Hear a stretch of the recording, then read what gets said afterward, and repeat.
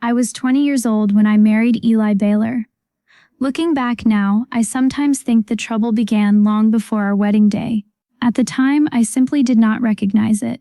In our Amish community, people paid attention to small things. A person's reputation mattered.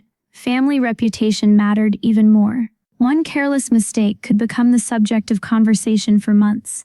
I had grown up believing that honesty was one of the greatest gifts a person could offer. My father taught me that truth had a way of standing on its own. My mother often said that when people trusted you, life became lighter because you did not have to carry the weight of secrets. That was the life I tried to live. When Eli began courting me, everyone seemed pleased. He came from a respected family. He worked hard. He attended church faithfully. He spoke gently. At least that was what everyone said. During our courtship, I noticed something unusual about him. He asked many questions. At first, I thought it was because he wanted to know me better. He asked about my childhood, my friends, my school years, the families I spent time with, the books I enjoyed reading, the places I had visited. Most young women would have considered that a sign of interest.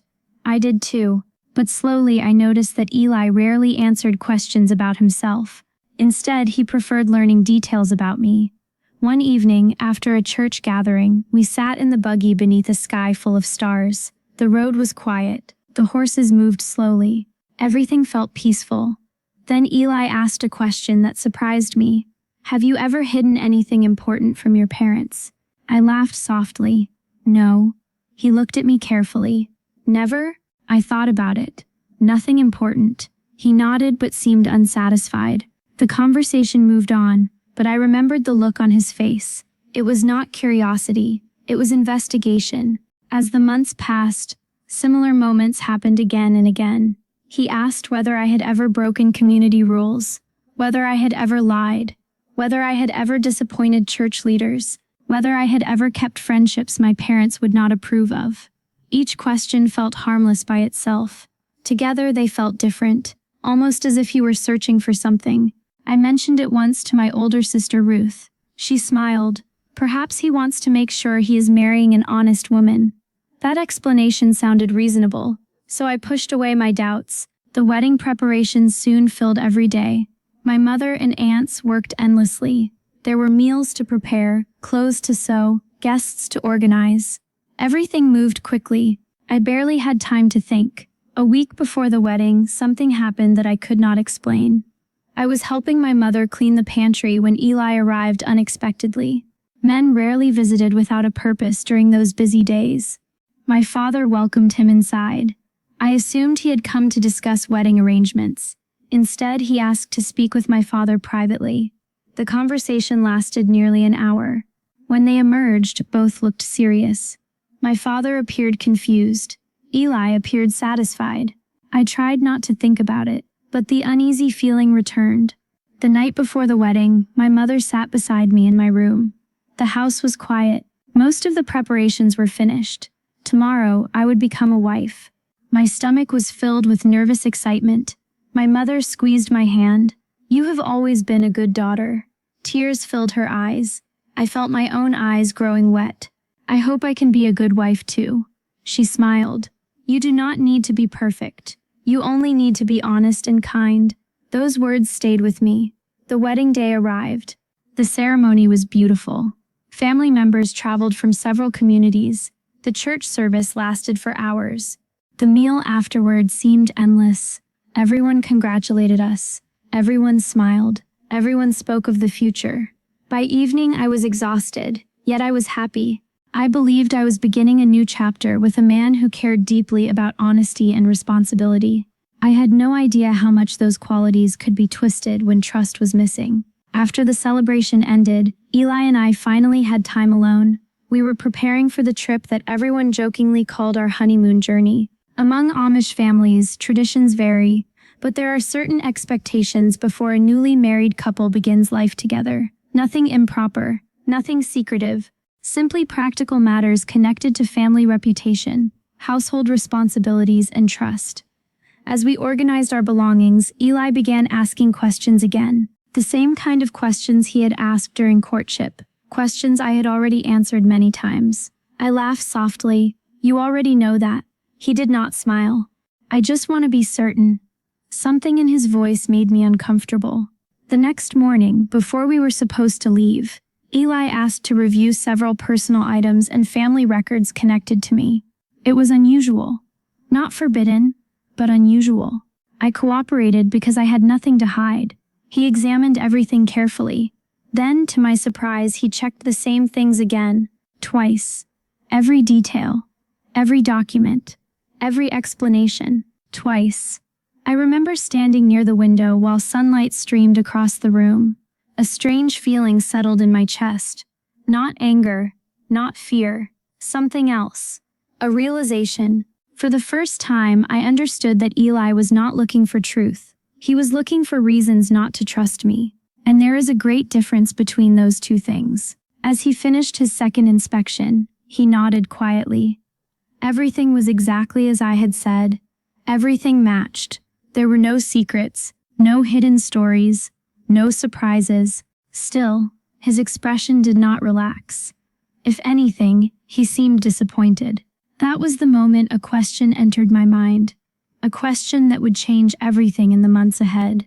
If a man cannot trust the truth when he sees it with his own eyes, how many times will he need to see it before he finally believes it? At first, I told myself that marriage required patience. Every woman in our community seemed to say the same thing in different ways. A wife must learn her husband's habits. A husband must learn his wife's heart. Two lives cannot become one without some rubbing at the edges. So I tried to be patient with Eli. When he asked where I had placed something, I answered gently. When he questioned why I had spoken to a neighbor for several minutes after church, I explained calmly. When he asked why my sister Ruth came by while he was away, I reminded him she was my sister. Each time, he nodded. But the nod never felt like trust. It felt like he was collecting small pieces of information and storing them somewhere inside himself. Our first weeks of marriage were not cruel from the outside. We worked, we prayed, we visited family, we attended church. To anyone watching, we looked like a quiet young couple beginning life together. But inside our home, I began to feel watched. Not protected. Watched. There is a difference. Protection makes a woman feel safe. Suspicion makes her feel small. I noticed it most in the evenings. After supper, I would wash dishes while Eli sat at the table. Sometimes he would ask about my day. That should have felt kind. Instead, it became a test. Who came by? What did your mother say? Did anyone ask about me? Did you mention our home? Why did you go to the Miller place? If I answered quickly, he wondered why I sounded nervous. If I paused to remember, he wondered why I needed time. If I gave too many details, he said I was trying too hard. If I gave too few, he said I was hiding something. I began choosing my words carefully, too carefully. That was when I first understood how suspicion changes a home. It does not always come with shouting. Sometimes it comes quietly, sitting across the table, asking questions until even truth begins to tremble. One afternoon, Ruth visited me while Eli was helping his father repair fencing. She brought a small loaf of bread and a jar of apple butter. I was grateful for her company. I had not told her much about my marriage, but sisters have a way of seeing what a mouth will not say. You look tired, she said. I smiled quickly. I am only learning a new household. She looked around the kitchen. Is Eli kind to you? The question felt too direct. I folded a towel slowly. He is not unkind. Ruth did not answer right away. Then she said, that was not what I asked. My eyes filled before I could stop them. I turned toward the window. Outside, the wind moved through the cornfields. Everything looked peaceful. Inside me, nothing was peaceful. He checks things, I whispered. Ruth came closer. What things? Little things. Everything. Where I went, who I spoke with, what I said, what I remember, what I forgot. Ruth's face grew serious. Did he accuse you of something? No. That was the strange part. He never accused me directly. He only asked questions until I felt accused. Ruth stayed with me for a long time that afternoon. Before she left, she said something I did not want to hear. Anna, trust is not built by checking a person twice. It is built by believing them once. I carried those words for days. but I still hoped Eli would change. I told myself he was nervous. I told myself marriage had frightened him. I told myself maybe someone had warned him that young wives could be careless. I made excuses because I wanted peace. Then, one Sunday after church, everything became worse. A visiting family came from another district. Among them was a young man named Samuel King.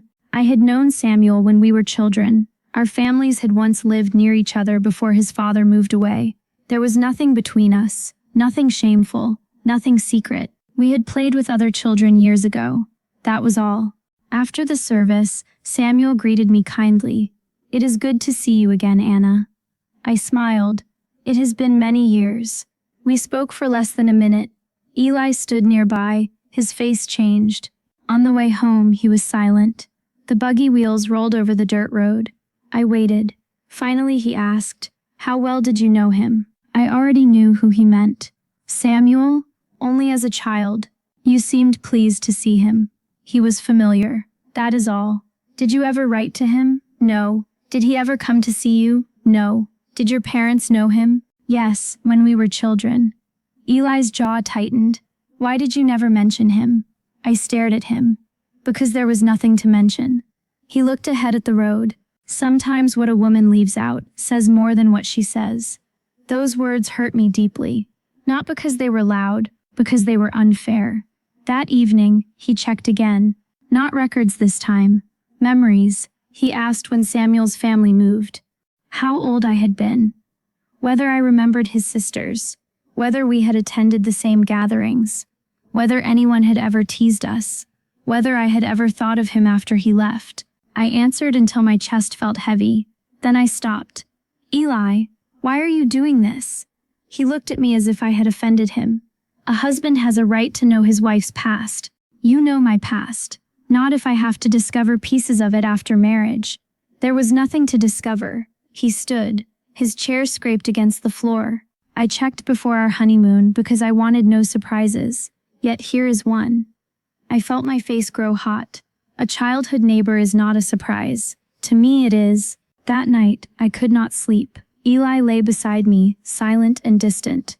I stared into the darkness and felt a loneliness I had never known in my father's house. I had thought marriage would make me feel chosen. Instead, I felt examined. The next morning, Eli went to speak with my father. I begged him not to. He said, "If there is nothing to hide, there is nothing to fear." I watched him leave in the buggy. My hands shook as I stood in the doorway. For the first time since our wedding, I felt afraid of what my marriage was becoming. Not afraid that Eli would find a secret. Afraid that he would keep searching until he created one. When he returned, his face was unreadable. My father had told him the truth. Samuel had been only a childhood neighbor. Nothing more. Eli did not apologize. He only said, "Your father confirmed it." I looked at him quietly, and my word did not. He did not answer. That silence told me more than any answer could. Something inside me changed that day. I still loved the promise of marriage. I still respected the vows I had made. But I began to understand that obedience was not the same as surrendering my dignity. A wife could be patient. A wife could be gentle. A wife could honor her husband. But a wife was not a locked chest for a suspicious man to open again and again, hoping to find proof of his fear. And deep down, I knew the real test was no longer whether I had been truthful. The real test was whether Eli had the courage to trust a truthful woman. The weeks that followed were the hardest of my young life. Not because of physical labor. Amish women are taught to work hard from childhood. We cook, we clean, we garden, we sew. We help our families however we can. Hard work had never frightened me. What exhausted me was living beneath constant doubt. Every day felt like standing before a judge who had already decided there must be evidence somewhere. The only question was where he would find it. As autumn settled across the fields, the leaves turned shades of gold and red. Neighbors spoke about harvests. Families prepared for colder weather. Life continued as it always had. Yet inside our home, a quiet distance had begun growing between Eli and me. I noticed it in small moments. I laughed less. I spoke less. I shared fewer thoughts. Not because I wanted secrets, because every conversation seemed to become an investigation. One evening, my mother invited us for supper. I welcomed the invitation. Being around my family always eased my heart. The meal was warm and joyful. My father told stories. My younger cousins laughed. For a few hours, I felt like myself again. Then, while everyone was helping clear the table, my grandmother called me aside. She was one of the wisest women I had ever known. At 78 years old, she had seen more marriages than I could count. She studied my face quietly. "You are carrying something." I tried to smile. "I am fine." She gently touched my hand. "No, child, you are carrying something." The kindness in her voice broke the wall I had built around my emotions. Tears filled my eyes. Not loud tears, the quiet kind that come when a person has been strong for too long. My grandmother led me outside. We sat together on a wooden bench beneath the evening sky. For several minutes, neither of us spoke. Then she asked, "Does your husband trust you?" The question struck directly at the center of my pain. I lowered my head. "I do not think he knows how." Grandmother nodded slowly, as though she already understood. Then she told me something I would never forget. "When I married your grandfather, he trusted me before I earned it." I looked up, she continued, "and because he trusted me, I spent my life trying to deserve that trust." The words settled deeply inside me. Trust first, not trust after endless proof, trust before proof, trust as a gift, trust as a choice. That night, on the buggy ride home, I sat quietly beside Eli. The moonlight stretched across the fields. The horse moved steadily through the darkness. For the first time in months, I knew exactly what I needed to do. I could not keep defending myself against accusations that never truly existed. I could not spend the rest of my marriage proving innocence every day. When we arrived home, I asked Eli to sit with me. He seemed surprised. We sat across from each other at the kitchen table, the same table where so many difficult conversations had happened. My hands trembled slightly, but my voice remained calm. "Eli, I need you to listen." He nodded. "I am listening." I took a deep breath. "You checked everything before our honeymoon." He said nothing. "You checked it twice." Still silence. "You asked my parents." He looked down. "You questioned my memories." Silence again. I continued. "You have searched for mistakes, secrets, hidden stories, and reasons to doubt me." His expression tightened. "Because I wanted certainty." I shook my head gently. "No, because you were afraid." The words hung in the room. For a moment I wondered if I had gone too far. Then something unexpected happened. Eli did not argue. He did not defend himself. He simply sat there, quiet, thinking. After a long pause, he asked a question. "What if trust is misplaced?" I answered honestly. "Then sometimes people get hurt." He nodded slowly. "And what if someone lies?" "Then truth eventually reveals itself." His eyes met mine. "And what if I trust someone completely and they betray me?" I felt sadness in his voice. Not anger, sadness. For the first time, I realized this fear had not started with me. It had started long before our marriage. I reached across the table. "When did someone betray your trust?" His eyes widened. Then he looked away. Several minutes passed before he spoke. When he finally did, his voice was barely above a whisper. "My mother." I stared at him. He had never spoken about this before. Never. Slowly, painfully, he told me a story. Years earlier, before his father's death, he had discovered something that shattered his confidence in people. A family secret. A deception that lasted for years. One that deeply wounded his father. One that changed how Eli viewed trust forever. The details were private and painful, but the lesson he learned was simple. He believed that if he checked enough, questioned enough, investigated enough, he could protect himself from ever being surprised again. As I listened, pieces finally came together. This was never about Samuel. This was never about family records. This was never about my past. It was about his fear. A fear so powerful that it followed him into our marriage. When he finished speaking, tears stood in his eyes. It was the first time I had ever seen him cry. I did not want to be fooled. My heart softened, not because his behavior was right, because I finally understood where it came from. I squeezed his hand. "You are not married to your mother's mistakes." His shoulders shook slightly. and you are not responsible for them." For a long time, neither of us spoke. Then Eli quietly said something I had waited months to hear. "I am sorry." The words were simple, but they were real. "I should have trusted you." Tears rolled down my cheeks. Not because the pain disappeared instantly, because healing had finally begun. Trust is not rebuilt in one evening. Just as suspicion is not created in one day. The months that followed required patience from both of us. Whenever Eli felt fear rising, he learned to speak honestly instead of investigating. Whenever I felt hurt, I learned to express it instead of hiding it. Slowly, our home changed. The questions became conversations. The doubts became honesty. The distance became closeness. Years later, people still asked us what made our marriage strong. They expected complicated answers. Instead, I always told them the truth. A marriage survives when two people stop trying to win against each other and start protecting each other. And whenever I remembered those strange days before our honeymoon, I often smiled, because the thing Eli checked twice was never the problem. The real problem was the fear in his heart. And once he finally examined that, everything changed. Today, after many years together, I still remember the lesson that young 20-year-old bride learned. Trust cannot be forced. Trust cannot be demanded. Trust cannot be discovered through endless checking. Trust begins when someone chooses to believe the truth standing right in front of them. And sometimes the greatest act of faith in a marriage is not finding proof. It is finally putting the proof aside and choosing love instead.